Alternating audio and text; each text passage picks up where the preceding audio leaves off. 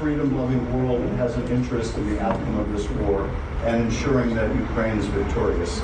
And we are determined to do everything in our power to make it so.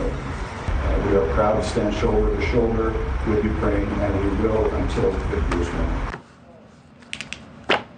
These people are playing dress up. They have no idea what they're talking about, and they don't care. They get to pretend to be statesmen for a day.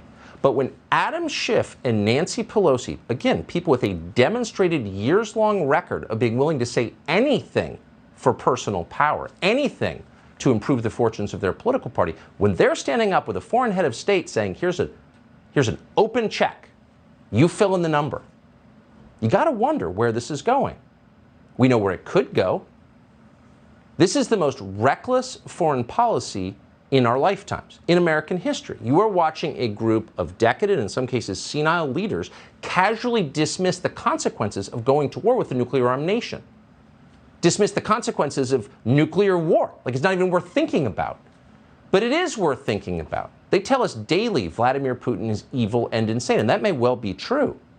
But this same man has threatened to use nuclear weapons against the United States and Western Europe if this continues. And why don't we believe him?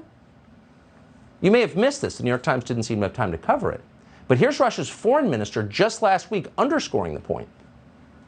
Russian Foreign Minister Sergei Lavrov with a chilling warning. The risk of nuclear war is a real one. Speaking to state-run media, Lavrov said, quote, "The danger is serious. It is real. It cannot be underestimated." He added that he did not want to see these risks of nuclear war, quote, "artificially inflated." He does not see it as an artificially inflated risk, says Lavrov.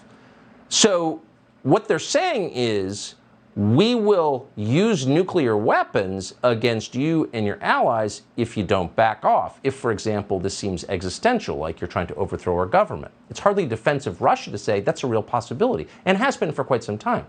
So it was 2 years ago that Vladimir Putin revised Russia's nuclear deterrent policy. Now, the new policy allows Russia to use nuclear weapons in response to a conventional strike. That means some sort of non-nuclear provocation.